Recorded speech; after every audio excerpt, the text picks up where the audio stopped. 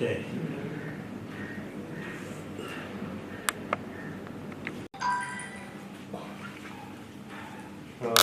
எப்போ வந்து சரி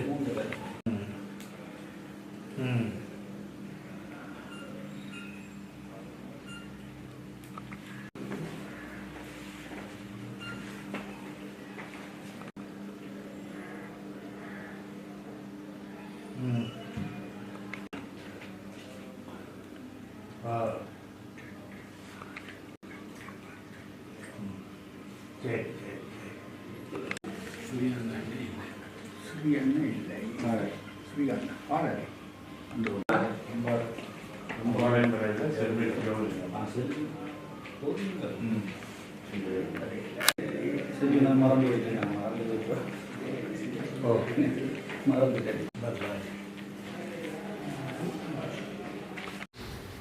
நிச்சயமாக நான் நாடாளுமன்ற தேர்தலில் போட்டியிட மாட்டேன் என்பதை 2020ஆம் ஆண்டே நான் முடிவெடுத்து விட்டேன். கடந்த இதை நான்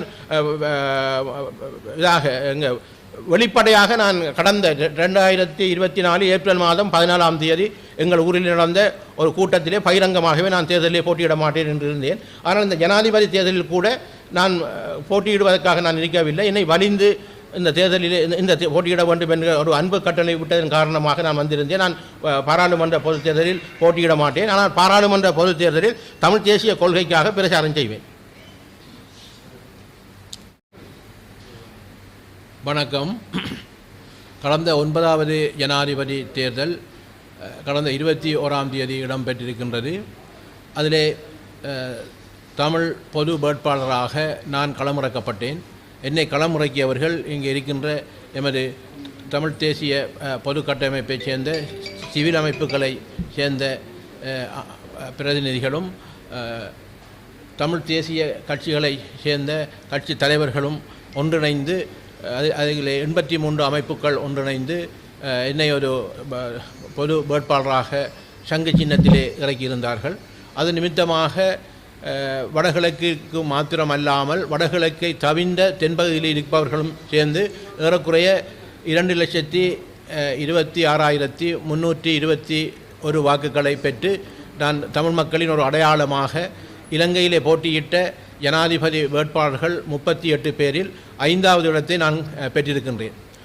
உண்மையிலே இதை நாங்கள் பார்க்கக்கூடிய விடயமாக இருக்கின்றது என்னவென்றால், கடந்த காலங்களில் 8 ஜனாதிபதிகள் ஏமாற்றத்தின் அடிப்படையிலே இணைந்த வடகிழக்கில் தமிழ் மக்களுக்கான ஒரு அரசியல் தீர்வை தரப்படவில்லை என்ற காரணத்தை காட்டி இணைந்த வடகிழக்கில் ஒரு அரசியல் தீர்வு தரப்பட வேண்டும் என்ற ஒரு நிமித்தமாக இந்த தேர்தலிலே முக்கியமாக முன்னிறுத்தப்பட்ட அதில் நாங்கள் வேட்பாளராக நிறுத்தி இத்தனை லட்சம் வாக்குகளை நாங்கள் பெற்றிருக்கின்றோம். ஏறக்குறைய 2.25 லட்சத்துக்கு மேற்பட்ட வாக்குகளை பெற்று ஒரு அங்கீகாரத்தை உண்மையில் இந்த தமிழ் தேசிய பொது கட்டமைப்புக்கு தந்திருக்கின்றார்கள். நான் அதில் ஒரு அடையாளமாக மாத்திரமாகவே நான் போட்டியிட்டேன். நான் உண்மையிலே இந்த தமிழ் தேசிய இந்த பொது கட்டமைப்பை சேர்ந்தவனோ அல்லது இங்கே இருக்கின்ற இந்த 7 தமிழ் அரசியல் கட்சியை சேர்ந்தவனோ அல்ல. நான் இலங்கை தமிழரசியல் கட்சியின் ஒரு மத்திய குழு உறுப்பினராக இருந்து ஒரு கொள்கை ரீதியாக தமிழ் தேசியத்தின் கொள்கையின்பால் நான் இருந்த பற்றுறுதியின் காரணமாக என்னை அவர்கள் வலிந்து இந்த தேர்தலிலே போட்டியிட சம்மதித்ததன் காரணமாக இந்த மக்கள் எங்களுக்கு வாக்களித்திருக்கின்றார்கள். இதிலே நான் உண்மையிலே இன்றைய இந்த சந்திப்பின் நோக்கம் என்னவென்றால், நான் நன்றி தெரிவிக்க வேண்டியவனாக இருக்கின்றேன்.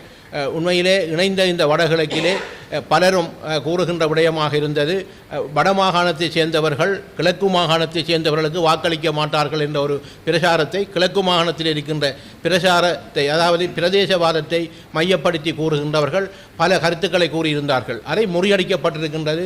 அதில் நான் உண்மையிலே முதலாவதாக நான் நன்றி சொல்ல வேண்டியவனாக இருக்கின்றேன்.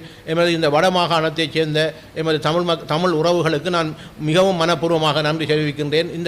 இந்த விடயத்தை நாங்கள் பார்க்கின்ற போது இணைந்த வடகிழக்கில் தொடர்ச்சியாக இதிலே பலப்படுத்தப்பட்டிருக்கின்ற என்ற விடயம் இதிலே காண்பிக்கப்படுகின்றது. அதிலே வடமாகாண மக்களுக்கு நான் முதலாவதாக நன்றி செலுத்தியவனாக இருக்கின்றேன். அதே நேரத்தில் கிழக்கு மாகாணத்தைச் சேர்ந்தவர்களும் எங்களுக்கு கணிசமான அளவு வாக்களித்திருக்கின்றார்கள். உண்மையிலே இந்த வாக்களித்த மக்களுக்கு முதலாவது நன்றியை செலுத்த வேண்டியவனாக இருக்கின்றேன். அதே நேரத்தில் என்னை இந்த பொது வேட்பாளராக நிறுத்திய இந்த 7 தமிழ் அரசியல் கட்சிகளுக்கும் 83 பொது அமைப்புகளைச் சேர்ந்த அந்த சிவில் அமைப்பு பிரதிநிதிகளுக்கும் நான் நன்றி செலுத்த வேண்டியவனாக இருக்கின்றேன். அதுபோன்று இந்த தேர்தல் பிரச்சாரங்களிலே பல்வேறுபட்ட நடவடிக்கைகளிலே பல்வேறுபட்ட தரப்புகள் எங்களுக்காக ஒத்துழைத்திருந்தார்கள். குறிப்பாக மாணவ அமைப்புகள், பல்கலைக்கழக மாணவ அமைப்புகள், அது வடகிழக்கிலே சேர்ந்த யாழ் பல்கலைக்கழக மாணவ அமைப்பாக இருக்கலாம், அல்லது கிழக்கு பல்கலைக்கழக மாணவ அமைப்பாக இருக்கலாம், அல்லது பொது அமைப்புகளாக இருக்கலாம், காணாமல் போனவர்களினால் சங்கங்களைச் சேர்ந்தவர்களாக இருக்கலாம், சாதாரணமாக இருக்கக்கூடிய உறுப்பினராக இருக்கலாம், மீனவ சங்கங்கள், விவசாய சங்கங்கள் என்று பல்வேறுபட்ட பிரதி சங்கங்கள் எங்களுக்கு உதவி செய்திருக்கின்றது. அதைவிட ஊடகவியலாளர்களை பொறுத்தமட்டில் மிகவும் கரிசனையாக எங்களுக்கு அதை இந்த பிரச்சாரத்திலே உதவி செய்திருக்கின்றார்கள். அவர்களுக்கும் நான் மனப்பூர்வமாக நன்றியை தெரிவிக்க வேண்டியவனாக இருக்கின்றேன்.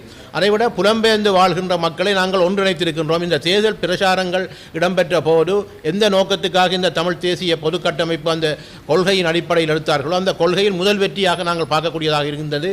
புலம்பெயர்ந்து இருக்கின்ற சகல அமைப்புகளாக இருக்கலாம், சகல செயல்பாட்டாளர்களாக இருக்கலாம், ஒன்றிணைந்து அவர்கள் இந்த பிரச்சார பணியை முன்னெடுத்திருந்தார்கள். உண்மையிலே அதை மிகவும் அவர்களுக்கு நாங்கள் நன்றி சொல்ல வேண்டியவர்களாக இருக்கின்றோம். புலம்பெயர்ந்து வாழ்கின்ற அனைத்து உறவுகளும் அதுக்காக ஒத்துழைத்திருந்தார்கள். அதைவிட முன்னாள் போராளிகளாக இருக்கக்கூடிய பல்வேறுபட்ட போராட்ட அமைப்புகள் எங்களுக்கு முழு ஒத்துழைப்பை தந்து வடகிழக்கிலே இருக்கக்கூடிய சகல இடங்களிலும் சென்று அந்த பிரச்சார பணியை செய்திருந்தார்கள். அவர்களுக்கும் நாங்கள் நன்றி சொல்ல வேண்டியவர்களாக இருக்கின்றோம். அதைவிட மகளிர் அமைப்புகளை சேர்ந்தவர்கள், மகளிர் அமைப்புகள், மகளிர் தனிப்பட்ட உறவுகள் என்று பலர் உதவி செய்திருக்கின்றார்கள். அவர்களுக்கு உதவி செய்ய வேண்டியவர்களாக இருக்கின்றோம்.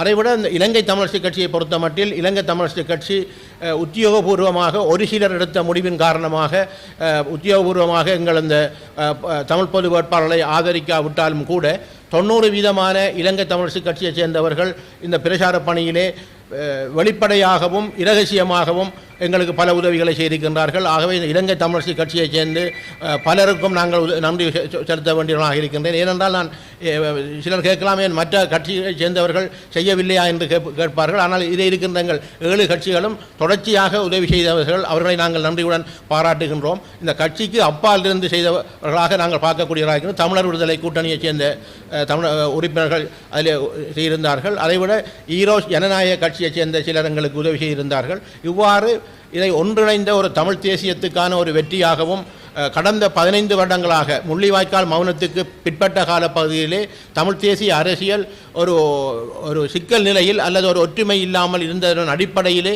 அதை ஒரு ஒற்றுமையாக வர வேண்டும் என்பதற்காக இந்த முயற்சி எடுக்கப்பட்டது. அந்த முயற்சியிலே நாங்கள் வெற்றி கண்டிருக்கின்றோம். சிலர் கூறுவதை போன்று தேர்தல் பிரச்சாரங்களை ஆரம்பிப்பதற்கு முன்பே எங்களை அதாவது பொது வேட்பாளரை தோற்கடிப்போம் என்று சிலர் கூறியிருந்தார்கள்.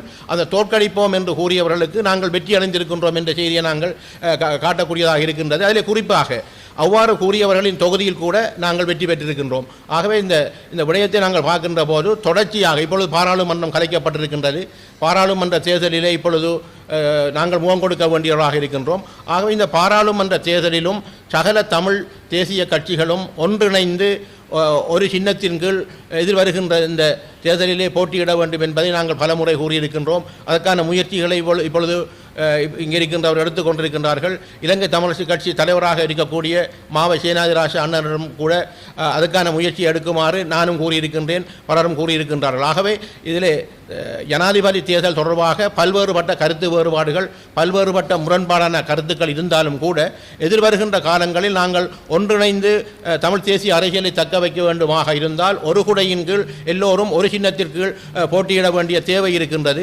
அதில் மிகவும் முக்கியமாக நான் கிழக்கு மாநிலத்தை சேர்ந்தவனாக இருக்கின்ற காரணத்தினால் கிழக்கு மாநிலத்தை பொறுத்தமட்டில் மிகவும் குறிப்பிட்டு கூற வேண்டிய விடயமாக இருக்கின்றது அம்பாறை மாவட்டம், திருகோணமலை மாவட்டம். இந்த அம்பாறை திருகோணமலை மாவட்டத்தின் பிரதிநிதித்துவம் என்பது பிரிந்து யாராவது கேட்பார்களாக இருந்தால் அங்கே இருக்கின்ற அந்த பிரதிநிதித்துவம் இல்லாமல் போகின்ற ஒரு வாய்ப்பு இருக்கின்றது. ஆகவே கடந்த தேர்தலில் கூட நாங்கள் அம்பாறை மாவட்டத்தை நாங்கள் இழந்திருக்கின்றோம். ஆகவே இந்த விடயங்களை எல்லாம் கருத்தில் கொண்டு எல்லா கட்சிகளும் ஒன்றிணைய வேண்டும். அதில் இந்த தமிழ் தேசிய மக்கள் முன்னணியாக இருக்கக்கூடிய கட்சியும் கூட ஒன்றிணைந்து இந்த கட்சியின் ஊடாக ஒரு குடையின் கீழ் வருவோமாக இருந்தால் நிச்சயமாக நாங்கள் பூரணமான ஒரு பலத்தை பெறலாம். அவர்களுக்கும் நாங்கள் நிச்சயமாக அழைப்பு விடுகின்றோம். என்னவென்றால் கடந்த காலங்களில் எல்லோரும் ஒரு கொள்கையின் அடிப்படையில் தான், எல்லோரும் விடுதலைக்காகத்தான் எல்லா கட்சிகளும் உழைத்துக் கொண்டிருக்கின்றது. ஒவ்வொரு பாதையும் ஒவ்வொரு விடயமாக இருந்தாலும் அவர்களின் நோக்கம் ஒன்றாகத்தான் இருந்து கொண்டிருக்கின்றது. ஆகவே எந்த நோக்கங்களாக இருந்தாலும் எதிர்வருகின்ற பொது தேர்தலில் ஒன்றிணைந்து அந்த கட்சி தலைவர்களாக இருக்கக்கூடியவர்கள் எல்லாரும் இணைந்து ஒரு குடையின் கீழ் நாங்கள் பதவிக்காக அல்ல, எங்கள் பற்றுக்காக அல்லது கொள்கைக்காக என்ற ரீதியிலே எல்லோரும் வர வேண்டும் என்ற ஒரு அழைப்பையும் நான் இந்த நேரத்திலே எல்லோருக்கும் நாங்கள் விடுக்க இருக்கின்றோம். ஆகவே இந்த தேர்தலிலே நான் பலரை குறிப்பிட்டு கூறினாலும் யாரும் கூறாமல் இருந்தால் கூட அவர்களை நாங்கள் பற்றுறுதியுடன் அவர்களுக்கு நாங்கள் மிகவும் நன்றி உடையவர்களாக நாங்கள் இருக்கின்றோம். மிகவும் கஷ்டப்பட்டு இரவு பகலாக 24 மணித்தியாலங்கள் தொடர்ச்சியாக இந்த தேர்தலுக்காக பிரச்சாரம் செய்தார்கள். நாங்கள் எதிர்பார்த்த வெற்றியை நாங்கள் அடையவில்லை என்ற கருத்து இருக்கின்றது. இருந்தாலும் கூட எதிர்பார்த்ததை நாங்கள் அடையாவிட்டாலும் தமிழ் தேசிய கொள்கையிலே நாங்கள் உறுதியாக இருக்கின்றோம் என்ற கொள்கையிலே காட்டப்பட்டிருக்கின்றது. குறிப்பாக மட்டக்களப்பிலே நான் இந்த தேர்தலிலே வேட்பாளராக நிறுத்தப்பட்ட போது என்னை மிகவும் கேவலப்படுத்தி பல்வேறுபட்டவர்கள் விமர்சனம் செய்திருந்தார்கள். 4000 வாக்குகளை கூட நான் பெற முடியாது என்று சிலர் கூறியிருந்தார்கள். சிலர் 20,000 வாக்குகளை பெற முடியாது என்று கூறியிருந்தார்கள். சிலர் 40,000 வாக்குக்கு மேல் பெற முடியாது என்று கூட கூறியிருந்தார்கள். அவர்களின் கேள்விகளுக்கெல்லாம் மக்கள் பதில் கொடுத்திருக்கின்றார்கள். குறிப்பாக 2.25 லட்சம் வாக்குகளை பெற்று இலங்கையிலே 5வது இடத்தை பெற வைத்த இந்த தலைமைகளை, இந்த தமிழ் தேசிய கட்சிகளாக இருக்கக்கூடிய கட்சி தலைவர்களை நான் பாராட்டுகின்றேன். அதற்கு பின்னால் இருந்து உழைத்த எங்கள் பொது கட்டமைப்பு பிரதிநிதிகளை நாங்கள் பாராட்ட வேண்டியவர்களாக இருக்கின்றோம். ஆகவே இந்த பாராட்டு என்பது வெறுமனே இந்த தேர்தலோட மாத்திரம் நாங்கள், அதாவது ஜனாதிபதி தேர்தலுடன் நாங்கள் முடிந்து விட்டது என்று எவரும் நினைக்க முடியாது. தொடர்ச்சியாக நாங்கள் ஒரு குடையின் கீழ் ஒரு குரலாக சர்வதேசத்துக்கு ஒரு விடயத்தை சொல்லக்கூடிய விதத்திலே எதிர்வருகின்ற பொதுத் தேர்தலிலும் இவ்வாறான ஒரு ஒற்றுமையை நாங்கள் காட்ட வேண்டும் என்கின்ற விடயத்தை எல்லோருக்கும் கூறி மனப்பூர்வமாக எனது நன்றி அறிதலை தெரிவிப்பது நான் மட்டக்களப்பிலே ஒரு பத்திரிகை மாநாட்டில் எனது வீட்டில் கூறினாலும் கூட இந்த மண்ணிலே வந்து நான் அதை கூற வேண்டும் என்று இருந்தேன். என்றால் எனக்கு வாக்களித்த கூடுதலாக வடகிழக்கு தான் இணைப்புக்கு பாலமாக இருக்கக்கூடிய வடமாகாணத்து மக்கள், ஒரு கிழக்கு மாநிலத்தை சேர்ந்தவர்களுக்கு சரித்திர முக்கியத்துவம் வாய்ந்த இந்த தேர்தலிலே 1,16,000 வாக்குகளை அளித்திருக்கின்றார்கள். அவர்களுக்கு நான் மிக மிக நன்றியை தெரிவிப்பதற்காகத்தான் நான் இன்று இந்த யாழ் மண்ணிலே வந்து இந்த நன்றி அறிதலை தெரிவித்துக் கொள்கிறேன். நன்றி, வணக்கம். தமிழ் பொது வேட்பாளர் என்ற விடயம் கடந்த 15 ஆண்டுகளிலும் தமிழ் அரசியல் தரப்பில் ஒரு புதுமையான விடயம். தமிழ் மக்கள் புத்திசாலித்தனமாக முடிவெடுக்க முடியும் என்பதனை நிரூபித்த ஒரு தேர்தல் நடவடிக்கை. ஒரு அரசற்ற தரப்பாகிய விடுதலைக்காக போராடும் மக்கள் ஒரு அரசாங்கம் அறிவிக்கும் தேர்தல் களத்தை எப்படி புத்திசாலித்தனமாக தீர்க்க தரிசனமாக கையாள முடியும் என்பதற்கு இது ஒரு உதாரணம். இந்த உதாரணத்தின் மூலம் தமிழ் தேர்தல் வரலாற்றில் ஆகக்கூடிய வாக்குகளை பெற்ற ஒருவராக திரு அரியநேத்திரன் அவர்கள் எழுச்சி பெற்றிருக்கிறார். அவர் வடக்கையும் கிழக்கையும் உணர்வுபூர்வமாக இணைத்திருக்கிறார். தமிழ் பொதுக்கட்டமைப்பு என்பது ஜூலை மாதம் 29ஆம் தேதி உத்தியோகபூர்வமாக அறிவிக்கப்பட்டது. அதிலிருந்து கிட்டத்தட்ட 50 நாட்கள் தான் நாங்கள் உழைத்தோம். 50 நாட்கள் உழைத்து ஒரு சங்கு சின்னத்தை தமிழ் மக்கள் மத்தியில் ஸ்தாபித்திருக்கிறோம். 50 நாட்கள் உழைப்பு, 50 நாட்கள் உழைத்து ஒரு சங்கு சின்னத்தை இந்த கட்டமைப்பு ஸ்தாபித்திருக்கிறது. இது ஒரு வெற்றி. இது தமிழ் மக்கள் தேசிய கூட்டுணர்வுக்கு வழங்கிய ஒரு வெற்றி. ஒன்றாக நின்றால் தமிழ் மக்கள் வெற்றியை தருவார்கள் என்பதற்கு இது ஓர் உதாரணம். அப்படி பார்க்க தமிழ் பொது வேட்பாளர் எனப்படுகின்றவர் கிழக்கிலிருந்து கொண்டு வரப்பட்டவர். அவர் வடக்கையும் கிழக்கையும் நீங்கள் சட்ட ரீதியாக பிரிக்கலாம், நிர்வாக அலகுகளின் மூலம் பிரிக்கலாம், ஆனால் நடைமுறையில் உணர்வுபூர்வமாக பிரிக்க முடியாது என்பதை நிரூபித்திருக்கிறார். அதுபோல தமிழ் மக்கள் புத்திசாலித்தனமாக ஒரு தேர்தலை கையாள முடியும் என்பதனையும் அவர் நிரூபித்திருக்கின்றார். ஒரு அரசற்ற மக்கள் தங்கள் கூட்டு விருப்பை இப்படி வித்தியாசமாக வெளிப்படுத்த முடியும் என்பதனையும் அவர் நிரூபித்திருக்கிறார். தமிழ் மக்களை ஐக்கியப்படுத்தலாம் என்ற நம்பிக்கையை அவர் கட்டியெழுப்பியிருக்கிறார். மட்டுமல்ல, 50 நாட்களுக்குள் ஒரு சின்னத்தை கூட்டாக உழைத்தால் ஸ்தாபிக்க முடியும், வெற்றி பெற வைக்க முடியும் என்பதனையும் அவர் நிரூபித்திருக்கின்றார். இந்த வெற்றிக்காக உழைத்த மக்கள் அமைப்புகள், கட்சிகள், மாணவ அமைப்புகள், தொழில்சார் கூட்டுறவு அமைப்புகள், தொழில்சார் அமைப்புகள், ஊடகவியலாளர்கள் முதலாய் அனைவருக்கும் நாங்கள் தமிழ் மக்கள் பொதுச்சபையின் சார்பாக நன்றி கூறுகிறோம். குறிப்பாக இந்த விடயத்தில் எங்களோடு தொடர்ந்து தோளோடு தோள் நின்ற மக்களுக்கும் தங்களை முகம் காட்டாமல் உதவி புரிந்தவர்களுக்கும் நாங்கள் நன்றி கூறுகிறோம். புலம்பெயர்ந்த தமிழர்கள் இந்த முறை அதிகளவு இந்த தேர்தலில் ஈடுபட்டார்கள். வெவ்வேறு வகைகளிலும் எங்களுக்கு அவர்கள் உதவினார்கள். புலம்பெயர்ந்த தமிழர்கள் கடந்த 15 ஆண்டுகளிலும் அதிகம் உற்சாகமாக இயங்கிய ஒரு தேர்தல் களம் இதுவெனலாம். அதுபோலவே புனர்வாழ்வின் பின் விடுவிக்கப்பட்ட விடுதலை புலிகள் இயக்கத்தைச் சேர்ந்தவர்கள் அதிகமாக உழைத்த ஒரு தேர்தல் களமாகவும் இந்த தேர்தல் களத்தை கூறலாம். தேர்தல் பிரச்சார பணிகளிலிருந்து வெவ்வேறு நடவடிக்கைகளிலும் அவர்கள் பொது வேட்பாளரின் வெற்றியை கட்டியெழுப்புவதற்காக உழைத்திருக்கிறார்கள். இந்த அடிப்படையில் இந்த தேர்தல் களமானது பல்வேறுபட்ட அமைப்புகள் தரப்புகளின் கூட்டு உழைப்பின் விளைவாக தமிழ் தேர்தல் வரலாற்றில் ஆகக்கூடிய வாக்குகளை பெற்ற ஒருவரை உங்கள் முன் நிறுத்தி இருக்கிறது. இந்த வெற்றி தமிழ் கூட்டுழைப்பின் வெற்றியாகும். இந்த வெற்றிக்காக உழைத்த அனைத்து மக்களுக்கும் நாம் நன்றி கூறுகிறோம், கட்சிகளுக்கும் நாம் நன்றி கூறுகிறோம்.